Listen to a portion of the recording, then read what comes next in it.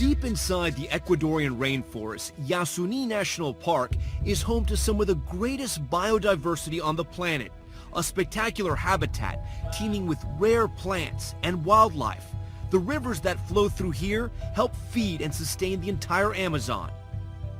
But this land is in danger because underneath this spectacular area lies another kind of treasure, oil. More than 1 billion barrels of it. It hurts me to see how little is left of our rainforest inside this protected area. Nemo Gikita is a leader of the indigenous Guarani people who live inside this rainforest. For them, the land and the water are sacred. Now Gikita says she is fighting to save her home.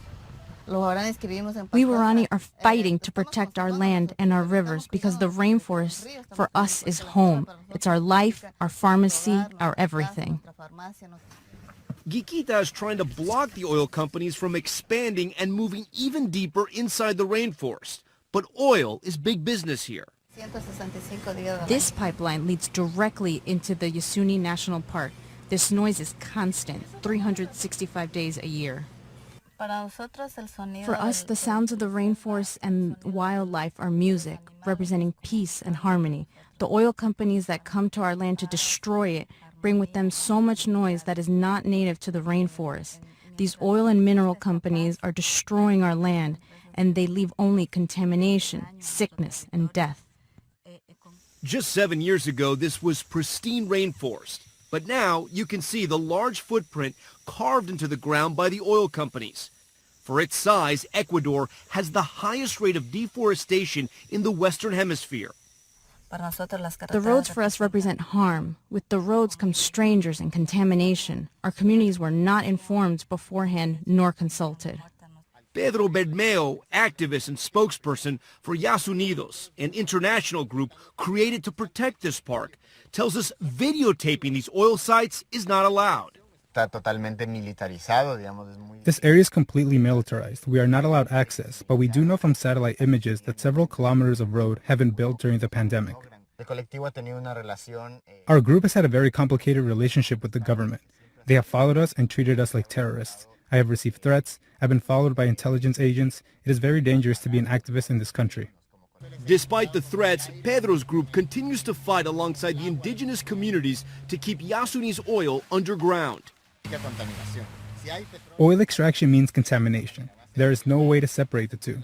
They are getting closer and closer to the deepest parts of the rainforest. But Ecuador's president is actually the one expanding the drilling, vowing to double oil production and open up more sections of this rainforest for oil and mineral exploration. La institucionalidad actual. Oil revenues are key for the government of Ecuador, which is deeply in debt to China, a whopping $18.4 billion as of last year, the third highest debt in Latin America behind two far bigger nations, Brazil and Venezuela. The goal for Ecuador is to extract oil at any cost. The irony is that the money isn't even staying in Ecuador. The companies who profit are the Chinese oil companies. They are the ones making the money here. The money may be going to help pay off Ecuador's debt to China, but according to a new report by Amazon Watch and Stand.Earth, in 2020, nearly 2/3 of oil from the Amazon went to the United States, and the vast majority of that to one state in particular. California, is the #1 global consumer of Amazon oil. We sat down with the authors of the report. Angeline Robertson is a senior researcher with Stand.Earth. She's been tracking the oil supply chain for 3 years and found that 1 in every 7 tanks of gas or diesel pumped in Southern California originates from the Amazon. Costco has a major market in California, and their stores have fueling stations where they sell gasoline and diesel. We can also calculate the volume of diesel that they consume when they're shipping their products around the state.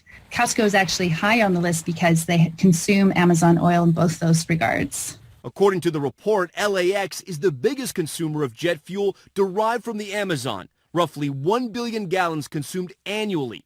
1 in every 6 gallons of jet fuel used for planes at LAX is from the Amazon. We looked at the total consumption of jet fuel at LAX. You see Delta and American Airlines, some of the bigger airlines in the United States coming up in the top. What can be done to mitigate this?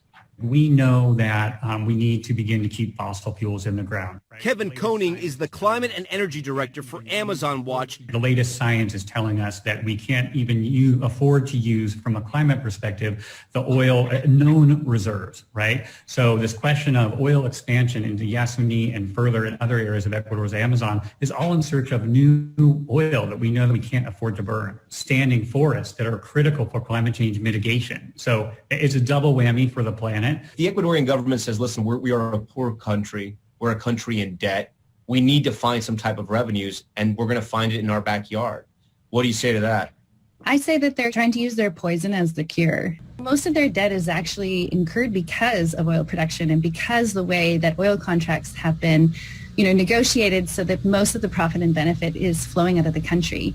And when you try to use the same system that has indebted you to get you out of debt, I think you're really pulling the wool over your eyes. Ecuador is now the #1 source of foreign oil for California. This is a country that's about the size of Nevada, and they are exporting more crude to California than Saudi Arabia. I think it can't be underestimated how much and the important role that Ecuador is playing as a crude source for California and the impact that ends up having on the people in the forest. Back inside Yasuni, Nemo believes there's still hope. There is hope because the women of the rainforest are rising up and fighting these injustices. We will protect our rainforest. We are calling upon world leaders to help defend our people and our lands. The rainforest is for everyone. We will keep fighting. We will never stop. If I die, my children will continue the fight. Time, though, is running out. Reports commissioned by the government of Ecuador reveal that more than half of the forest cover in the region could be lost by 2030. What I would say to the people who are consuming this oil is that if we don't stop to think about where this oil comes from and what is happening to the people in those communities, then we will all be affected. We will all suffer.